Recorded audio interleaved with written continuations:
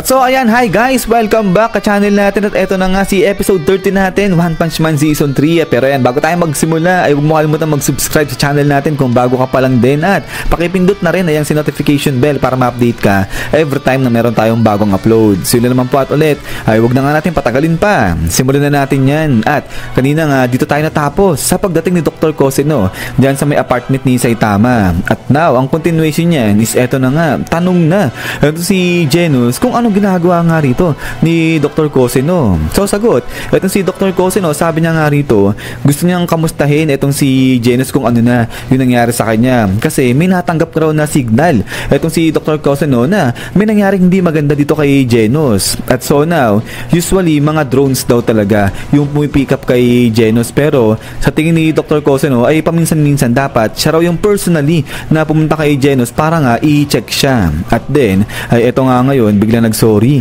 Itong si Genos, sabi niya nga dyan, pasensya na, napag-alala niya.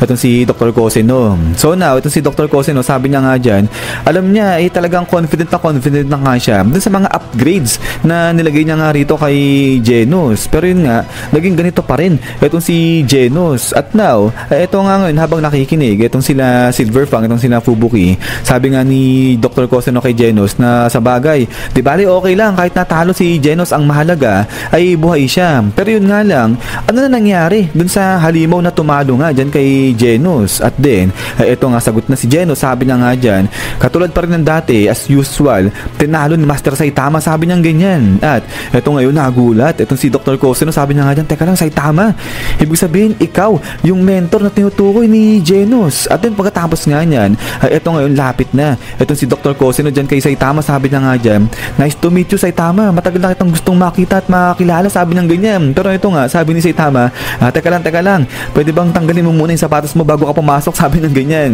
But then, ito nga ngayon dito salita na itong si Dr. Coseno at nagpakilala siya rito kay Saitama. Sabi niya nga dyan na siya si Dr. Coseno at mahilig siyang magbuting-ting, lalo na yung patungkol sa mga mechanical engineering, sabi niya ganyan. At ito nga ay sinusuportahan niya nga si Genos sa pakikipaglaban para sa hustisya o sa katarungan. At then, ito nga ngayon salita si Saitama, sabi niya nga dyan na kamusta ako si Saitama. At ito ngayon, ngiti na si Dr. Coseno, sabi niya nga dyan, mabuti naman nakakita ng mahusay na guro ayang si Genos. Masaya siya, natutuwa siya, sabi niya ganyan. At dito na nga ngayon nagkwento na medyo mahaba-haba ito si Dr. Coseno. Sabi niya nga dito kay Saitama, naalala niya tuloy yung unang pagkikita nila ni Genos na parang akala mo wala silang kakampi, na silang dalawa lang, na para silang nangangapa sa dilim ganyan. Pero ganun pa man rin ay ginagawa nilang dalawa yung best nila. At ito nga si Dr. Coseno, talagang nag-research siya, naghahanap siya ng mga paraan para makalaban o panlaban dun sa mga masasama at etc.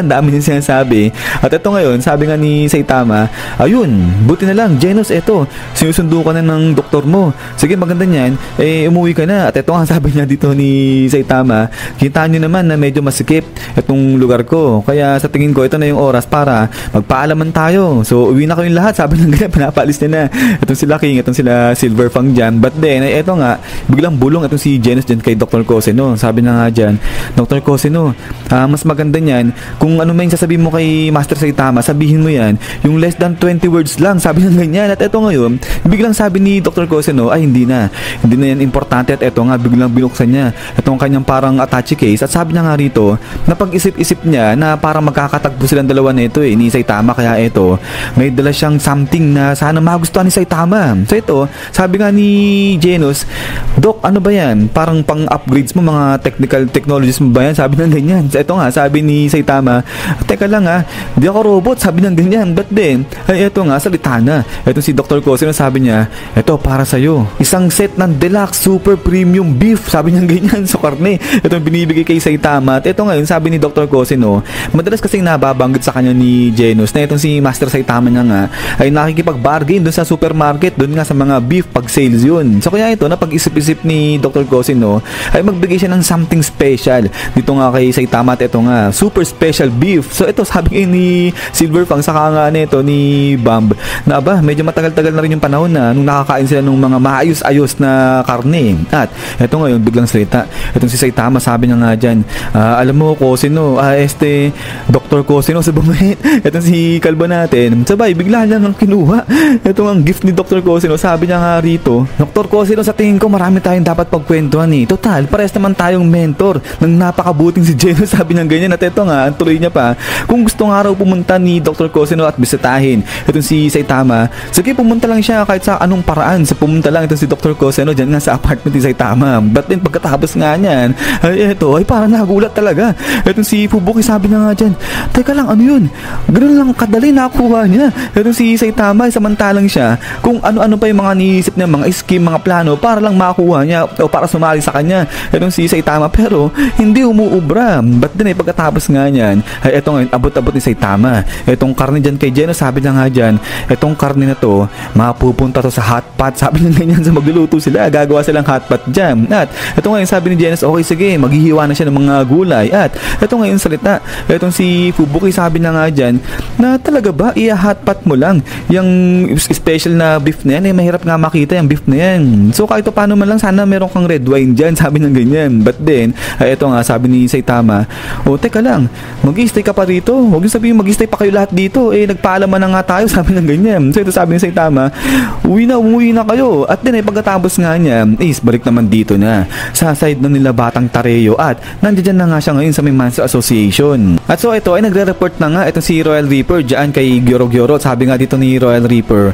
na bagsak si Garo sa kanyang test at ayun pa ay na-carried away siya kaya medyo napasobra yung ginawa niya dyan kay Garo. Pero yun nga kasi naging bad boy nga raw si Garo. Ang gusto lang naman daw sana gawin nito ni Royal Reaper sa ni Bagad kay Garo ay kausapin yan, pero ang ginawa raw ni Garo, bigla raw silang inatake. So kaya yun, no choice sila, kaya nilabanan nila yan si Garo. Pero ito nga, bilang sabi nga dito ni Gyoro, huwag na magsinungaling itong si Royal Reaper, ano ba talaga nangyari? So ito sagot, ito si Bagad, sabi niya nga dyan, kasi ganito yan, si Garo kiniklaim niya yung titulo bilang isang halimaw siya, pero ang totoo niyan, peke siya, hindi niya matapon-tapon yung kanyang pagiging tao, nasa side pa rin siya ng mga tao. At ito ay nakikita nga rin ni Bagad na darating yung panahon na si Garo magiging delikado siya at hindi malabo na kalaunan i-betray siya o i-betray ni Garo itong Monster Association. So kaya nga dahil doon nag-take na ng initiative itong sila Royal Reaper sa si Bagad, ayun, nilabanan nila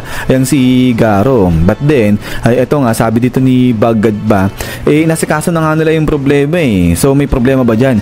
Itong si Gyoro, sabi niyang ganyan. So ito sabi ni Gyoro, ay hindi, wala naman. At sa totoo nga niyan, mabuti naman, maganda itong ginawa nila Bagad sa ni Royal Reaper dyan kay Garo. At then ito salita pa si Royal Reaper, sabi niya nga dyan na kahit siya na surprise, di niya ina-expect na yung ganong klaseng katawan, yung compact na katawan ba ay may ganong klaseng lakas. At ito nga, sabi niya ngayon, alam niya na kung bakit na interesado itong si Gyoro dun kay Garo. At now, ay ito tuloy pa nga dito ni Royal Reaper na pero lang teka, saglit, ibig sabihin ba alam ni Gyoro talaga na magkakaroon ng gantong klaseng laban, yung madugong labanan? So talaga daw gustong patayin lang talaga ni Gyoro ayang si Garo. But then ay eto nga, biglang tawag ni Gyoro atong si Royal Reaper, sabi niya nga dyan, kayo ba sigurado na patay na ayang si Garo? So ito sabi nga ni Royal Reaper, masakit mang aminin pero oo, patay na siya. At ito tuloy pa ni Royal Reaper, hindi naman talaga nila na-check kung patay na si Garo. Pero yun nga lang, medyo matindi-tindi nga yung nagawa niyang damage dyan kay Garo. At saka isa pa,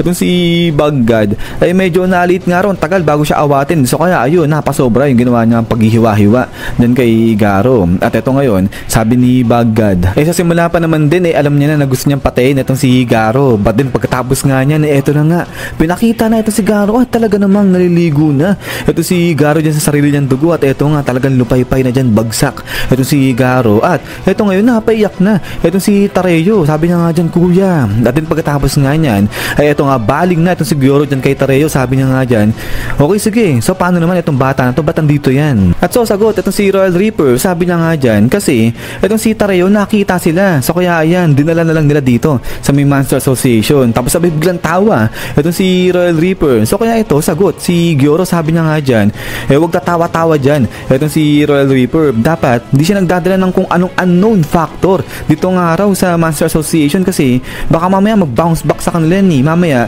may kung anong mangyari sa kanila dahil nga sa kung ano-ano yung mga dinadala rito ni Royal Reaper. So kaya yan, sige raw, bilisan na ni Royal Reaper, tapusin niya na kung ano man yung balak niyang gawin nga dyan kay Tareo. So kaya ito, sagot si Royal Reaper, sabi niya nga dyan, huwag nang magalit si Gyoro sa kanya. At saka isa pa, gusto niya nga raw na makipaglaro lang dyan kay Tareyo at gusto nga raw niyang i-take time lang yung gagawin niyang paglalaro dito kay Tareyo. At saka alam naman daw ni Gyoro na kapag hindi yan nagawa nito ni Royal Reaper, isa sa mga araw na darating ay sigurado may mapapatay na naman siya na isa dyan sa mga kasamahan nilang halimaw. But then ito nga, biglang salita itong si Gyoro, sabi niya nga dyan, wala ka ng panahon para maglaro. At dito na nga sinabi ngayon ni Gyoro na yung Hero Association ay tinatrack nga sila kung nasaan itong Monster Association gamit na itong parang robot na nga na to. So dito sabi nga ni Gyoro na hinahanap nila yung path o yung tinatrack nila yung path, yung dinaanan ba ni Elder Centipede. At eto sa tingin ni Gyoro, within a day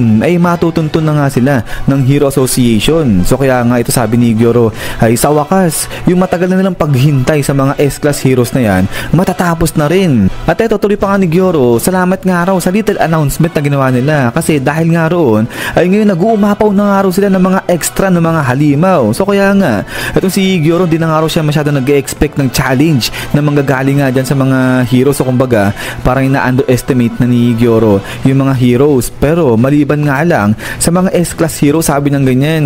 So sabi niya yung mga S-Class na yan dapat hindi sila minamaliit. At eto ngayon tuloy pa nga ni Gyoro habang nakikinig ito si Bagad sa nga itong si Royal Reaper na ngayon ay nawalan nga sila o nalagasan sila ng mga malakas na halimaw katulad nga ni Goketsu at saka nga ni Elder Centipede. At hindi nila alam kung meron nga rin tinatago na ace ay ang Hero Association. So kaya naman dahil rito, ito na nga yung oras o yung panahon para lahat sila ay maghanda na para sa darating na labanan. At din ay pagkatapos nga niyan is yan guys, so hanggang dito lang itong si episode 30 natin. At so ito na nga, maghahanda na rin itong mga halimaw natin laban naman dun sa mga heroes. But din ayun nga guys, kung natripad nyo itong si One Punch Man natin episode 30 na, huwag nyo kalimutan mag-iwan ng like. At ayan ay ulit ay maraming salamat sa walang sawang pagsuporta at panonood dito kay One Punch Man natin. So yun na naman guys, at ulit ay lagi mag-ingat. God bless nila at kita-kits tayo ulit.